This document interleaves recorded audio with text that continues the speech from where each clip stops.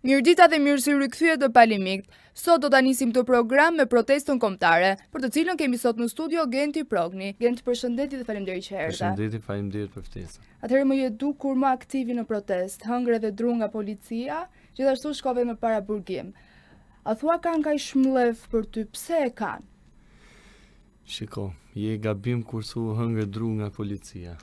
Herën e parë hëngra dru nga policia, herën e dytë hëngra dru nga një security. Kështu që duhet me nda këtë pjesën se është edhe në hetim e kam kallëzuar, kështu që duhet me qenë pak të korrekt në këtë pjesë. Kam hëngër dru nga një person security që quhet Sajmir Koka. Gjithsesi dhe ai polic ka qenë pavarësisht se privat. Jo, nuk ishte polic, me thënë drejtë, ishte komplet privat, qytetar i lirë, civil.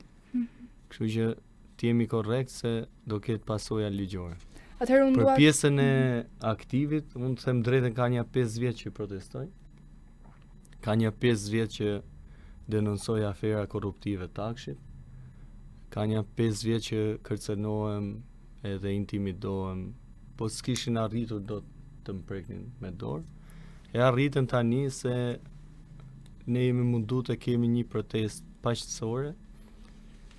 Arma e jone vetme është veza, edhe i ka trembur aq shumë sa jam edhe unë i befasuar. Am kandidat, më thënë drejtë, se janë munduar të më blejnë, të më shantazhojnë, të më manipulojnë, po se kanë arrit dot, edhe ndoshta e ndjen këtë frikën që Genti është i pastër, nuk e kapim dot edhe duhet ta sulmojmë më shumë. Kështu që i falenderoj shumë që më sulmojnë se më kanë faktorizuar pa dashur. Atëherë ti ke qenë një nga protestuesit e parë, në mos gaboj, që ke përdorur këtë gjuajtjen me vezë. Si u lindi ideja për këtë? Them drejt, kam dhënë një intervistë në Ora News para 2 vjetësh, kur u humbën zgjedhjet nga Partia Demokratike, edhe kam dalë në emision me 2 vezë, edhe thash në atë intervistë që është në YouTube, që këto 2 vezë i kam për Flamur Nokën dhe Albana Vokshin, sepse janë njerëzit që po e shkatrojnë opozitën, kështu që e kam të hershme këtë punën lidhje me vezët. Nuk ishte e re tani. Tani na erdhi mundësia me i përdorë, sa ata 2 nuk po i kapja dot në për Tiranë, ndërsa tani i kishin përballë në parlament edhe isha edhe shënjesën e kisha. Pse pikërisht me vezë? Po se veza është një simbol që të bën pisë edhe tregon që i pisët. Kuptoj. Atëherë unë dua të di më shumë se si ishte eksperjenca jote në trenet para burgim. Tani si për herë të parë prisja më mirë. Po nuk e prisja që jastikët të ishin pakllëf, të ishin nga të barë të ishin bërë kap, nuk e prisja që batanijet e burgut laheshin një herë në 2 muaj, nuk e prisja që burgut kishte një banjo brenda atyre hekrave, pra du të rish aty te banjo ose të duroje, nuk e prisja që mos kishte sapun për të larë duart, nuk e prisja që mos kishte shampo të lash kokën, nuk e prisja mos kishte përfshirë. Them drejtën, nuk i prisja këto gjëra, mendova të paktën gjërat minimale të jetesës së një njeriu, se pavarësisht jem burg apo jashtë, gjërat minimale duhet të jenë. Kto nuk i prisja. Nuk e prisja për shembull që ushqimi do ishte vetëm një supë dhe 3 feta bukë. Nuk e prisja që mëngjesi do ishte një gotë qumësht edhe një kuti. Prandaj që ke dobësuar ti? Jam dobësuar nga protesta, aty u shëndosha me të drejtën. Se fjeta gjumë u knaqa, bëra pushim, kështu që falenderoj Edi Ramën që më futi 3 ditë në burg. Gjithsesi dhe aty pas kanë qenë njollat e korrupsionit, edhe në burg. Gjithandej ishin njollat e korrupsionit. Nuk e prisja që edhe policët e burgut kishin rrobat grisura. Nuk e prisja që edhe gardianët i nxirrin terren për protestën e nuk i pagunin. Shumë gjëra nuk i prisja. Unë tani nuk e kuptoj piranjat shpatën. Pse du qevën piranjat? Është histori e thjeshtë me piranjat, sepse më bën një intervistë një ditë përpara, edhe një nga kushtet pse pranova të bëj intervistë me piranjat, se mos harrojmë edhe faktin që ka një 13 vjeç që punojnë në televizion dhe i njoh gjitha këto emisionet investigative. Edhe i thash kushti i vetëm është që ta jepni intervistën. Pra nëse po vjen të mbësh intervistë, mos ta mbash në arkiv, po ta japësh. I dham dorë njëri tjetrit me këtë kusht. E pranuam fjalë burrash. Shoft nesër nuk ishte intervista, thash me që s'ma kanë dhënë, po ja bëj unë një intervistë. Si shkoi intervista? Po, besoj për një orë mori diku te 450.000 views, pastaj na e mbyllën se i përdorin këto metoda. Atëherë unë jam kurioze të dija të kanë kërcënuar gjatë kësaj kohe, ku si, me mesazh, me telefonata, na trego pak më shumë. Tani, çdo ditë minimumi kam 3 kërcënime me jetë. Edhe të gjithë ju them, më gjeni çdo ditë në orën 7 përpara kryeministrisë, kështu që burrëm edhe jam i hapur për çdo lloj diskutimi dhe kërcënimi. Si të vinë kërcënimet zakonisht? Po këto kohë kanë ardhur me profile false në rrjetet sociale. Çdo ditë në orën 8:54 marr një thirrje me anonim. Dhe çuditërisht marrin thirrje me anonim edhe të gjithë pjesëtarët që rrinë aty te protesta që rrinë me mua.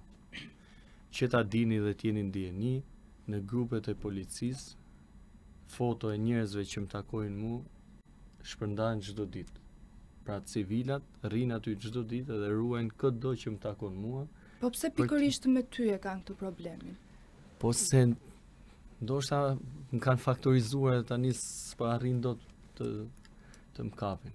E kanë me mua edhe sepse unë i kam nxjerr fotot e civilëve që rrinë për të manipuluar protestën. Ka shumë arsye me thënë drejtën. Mos ke marrë ndonjë vezë sot me vet? Nuk mora se nuk është ditë parlament.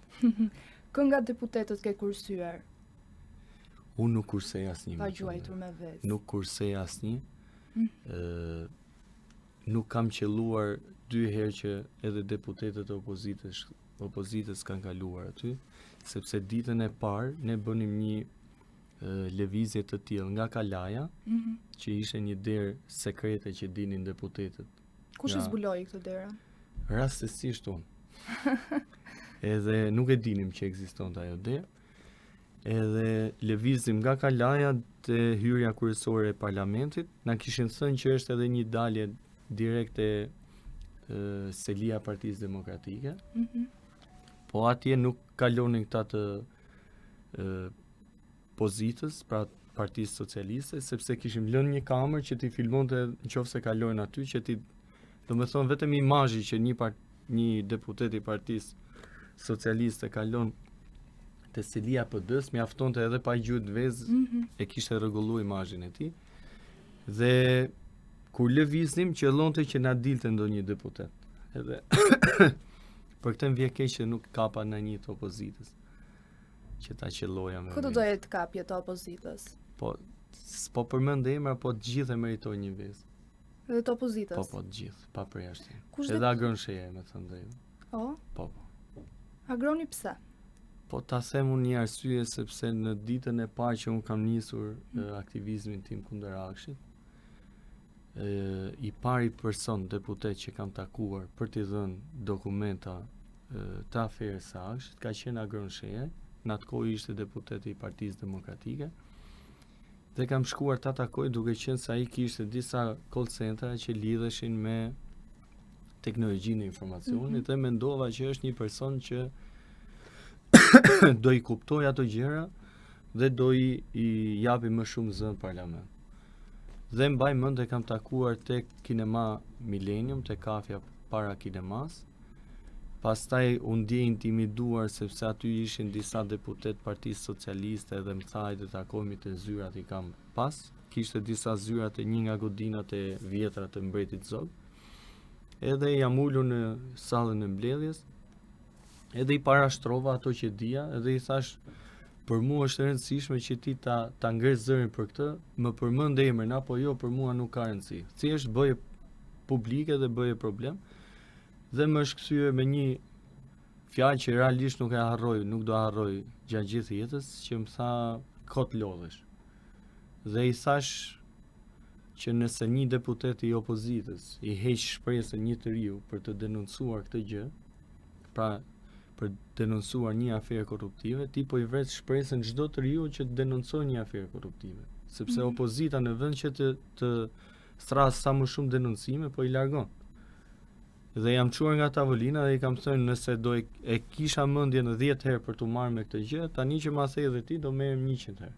Pse vendose ti besosh Agronit për këta dokumente dhe jo dikujt tjetër? E kisha çuar më parë te Lulzim Basha, pa i mshiti sa po dola nga zyra.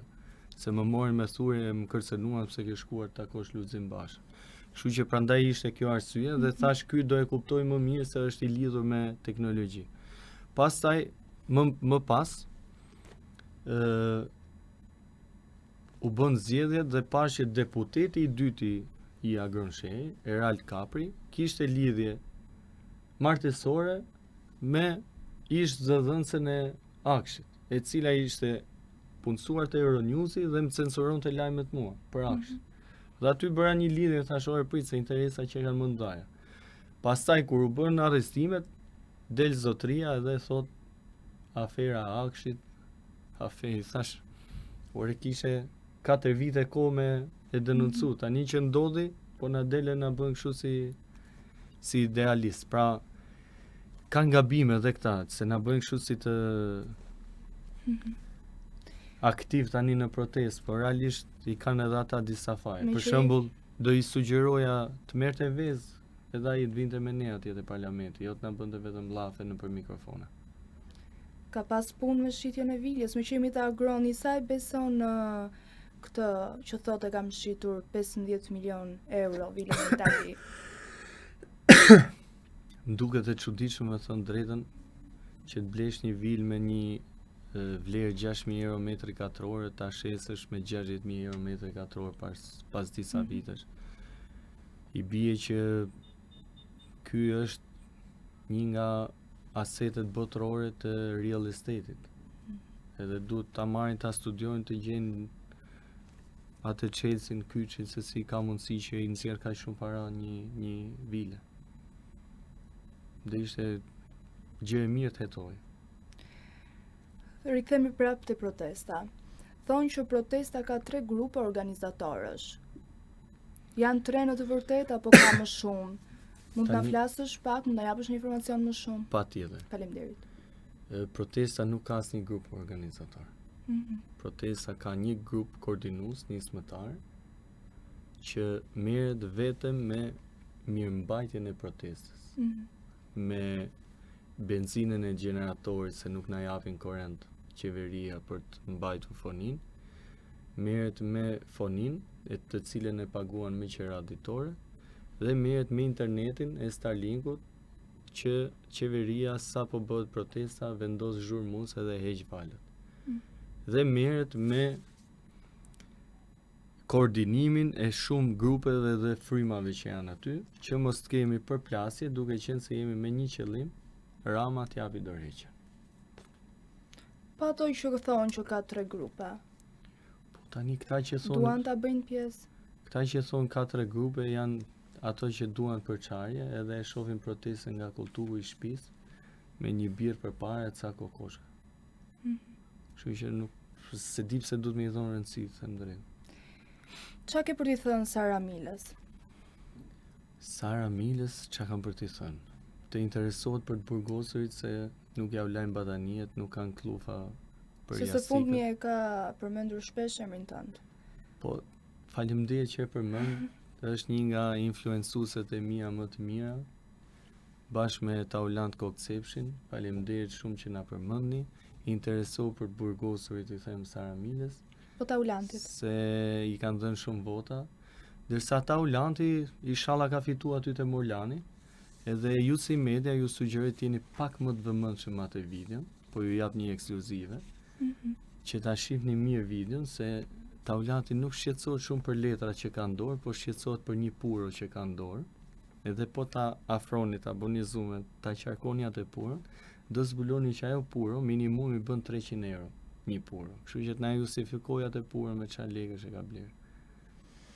Pse të kursyen ato të Partisë Demokratike? Ku më kursyen? Të kanë kursyer, nuk të kanë përmendur aq. Po ndoshta nga që ja u di shumë gjëra Edhe ti ke i kanë bërë kursyer gabim. pak. Jo, unë nuk e kursej. Unë çdo ditë i përmend.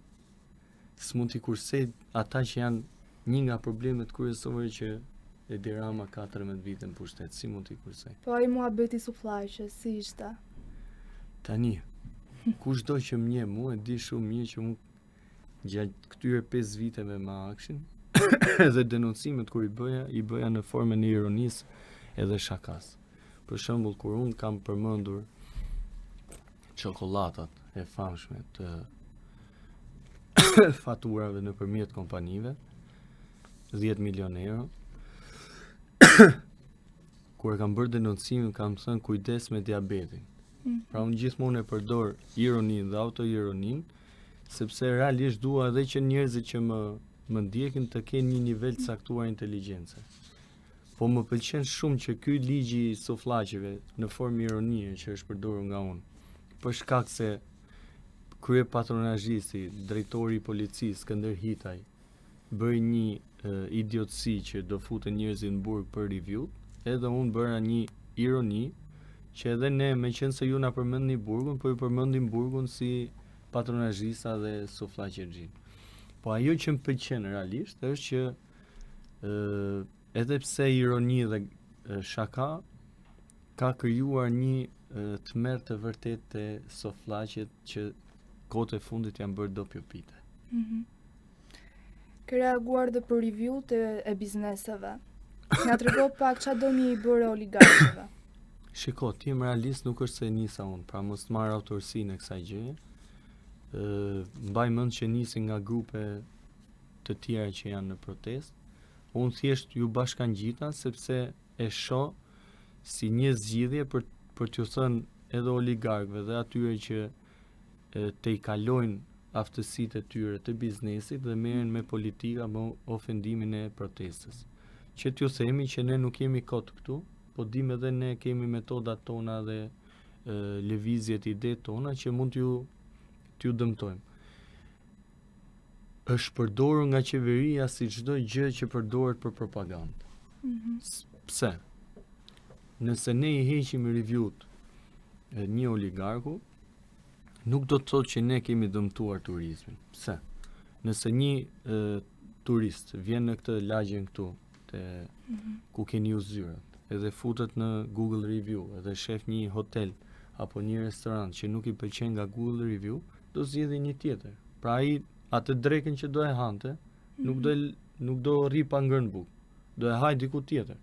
Ku ka më mirë se sa ta haj te një qytetar që e ka bërë me gjakë me shpirt atë restorantin, edhe mos ta haj te këto hajdutet e pronave publike me 1 euro, edhe tendarave publike. Kështu që ajo Google Review-a nuk ka bërë asnjë dëm biles, ka shpërndar në mënyrë horizontale paratë e turistëve dhe dash zoti i ka çuar te ata që e kanë me gjaka të biznes.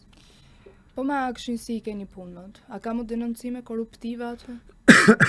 Me Akshin, them drejtën, i kemi punët njësoj, po për momentin dorëheqja e Edi Ramës është shumë e rëndësishme, sepse po iku Edi Rama, Igli Tafa, patronazhisti i Partisë Socialiste që është sot në krye të Akshit, do e kemi më të lehtë ta heqim, por kjo nuk do të thotë që e kemi harruar, nuk do të thotë që tendat që po bëhen ne i kemi harruar. Sa po të jemi të lirë, do bëjmë dosje tjetër, do ta çojmë spak biles mirë bët që masollën në vëmendje, që t'ulem gjej pa kohë edhe ta bëj një dosje shpejt, që t'ja çojmë spaku, ta ndihmojmë të reagojë pak më shpejt. Po mirë, ja iku Rama. Kush mund ta zëvendësoj? Shiko, kjo pyetje është bërë edhe në 92-shin kur hiku Enveri edhe than kush do e zëvendësoj. A e zëvendësun ata duhurit apo jo, këtë e tregoj historia që jo. Po në 100 vite, kjo që po ndodh tani nuk ka ndodhur kurrë. Ne kemi të ri intelektual të pafund që kanë zgjedhur të ikin nga Shqipëria sepse nuk bëheshin dot pjesë e sistemit të hajdutërisë. Kështu që besoj që ka pafund intelektual në botë, shqiptar, adhetar, që duan këtë vend dhe mund të kthehen sapo të shohin mundësinë. Kështu që ne për këtë po luftojmë, të japim mundësinë që këta njerëz të rikthehen, edhe këtë pushtet ta marrin dorë njerëzit që nuk du të vjedhin, nuk duan të prishin familjen, se është shumë e rëndësishme, nuk duan të prishin jetën e fëmijëve tanë këtu me hormone, ku diun, me budalliqe të tilla. Kështu që ne do vazhdojmë të palëkundur, konsistent në atë që kemi nisur, të gjithë bashkë, edhe nuk besoj që e kanë të gjatë, sepse e tregojnë shumë mirë stresi që ju ka kapur, sa merren me sufllaqe, edhe Sara Mile që është dobësuar tani ka lënë sufllaqet, merret me sufllaqe. E rëndësishme për disa njerëz ose protestues është që mos e zëvendësoj Berisha. Mendimi im sot, them drejtën, për Berishën është, nëse do jepte dorëheqjen, do i bënte një nder shumë të madh Shqipërisë edhe asaj proteste, dhe më besoni do e vendose me shpata pas muaj dhe këtë bashkhajdutin e Dirama, dhe do na jepte një super hap galopant për protestën dhe do jepte i zgjidhje shumë herë më të shpejt. Nëse do ishe përballë doktor Berishës, çfarë do t'i thoje? Përveç kësaj. Jep dorëheqja. Besoj më shumë se kaq. Ai e ka kuptuar dhe vetë që është në një qark të mbyllur dhe duhet patjetër ta japi dorëheqje. Po një mesazh për të gjithë protestuesit. Do jepja edhe një mesazh tjetër, them drejt. Leja partinë të rinjve që janë aty, se janë 100.000 herë më mirë. Ndërsa për protestuesit kam vetëm një mesazh. Mos dëgjoni përçarjet, duke qenë se kemi gjithë një qëllim, të rrim aty edhe të kemi objektivin qëllim dhe jo ndasit, propagandën që përhap në mënyrë anonime qeveria me këto patronazhistët, edhe mundohen të fusin përçarje edhe aty ku nuk duhet të ketë përçarje, vetëm që të krijojnë një algoritëm që njerëzit të besojnë që ky është i shitur, ai është i blerë etj, po të shohin qëllimin kryesor, objektivin, edhe të vazhdojnë drejt objektivit. Përveç Partisë Socialiste dhe Demokratike kemi dhe shumë parti të reja. Kush mendon nga këto që janë aktualisht, kush mendon se do të udhëhej Shqipërinë më së miri? Për mendimin tim nuk bën asnjëra. Po them mendimin tim duke parë atë që unë kam bërë këto 5 vitet e fundit. Pse them këtë? Nëse unë do shija një të ri që kërcënohej me jetë, edhe do isha kryetar një partie të re që dua të fus një frym të re në politik, do reagoja. Pra do thoja, kujdes, këta e kanë kërcënuar, do merresha me kërcënimin, do shkoja në polici të kërkoja llogari pse nuk hetohet etj. Duke parë që në rastin tim asnjëra nga këto parti nuk e ka bërë, them drejtën, gjithmonë them për mendimin tim, e shoh të gabuar dhe hap që nuk më krijon besim. A duhen këto partitë vogla në protest? Të gjithë duhen aty në protest. Sepse në protest ka njerëz që janë të pakënaqur nga të gjitha partitë, po ka dhe parti që janë të pakënaqura nga sistemi. Kështu që për këtë objektiv kryesor të përbashkët që kemi, të gjithë duhen aty. Nuk duhet të bëjmë përçarje, por mendimi im është që është më mirë ata të dalin si qytetar se sa si parti në këtë moment që është protesta. Më pas kur Edi Rama t'japi dorëheqje, unë nuk e di a e kanë këtë nivel inteligjencë të kuptojnë që të parë që përfitojnë nga një protest janë partitë opozitare.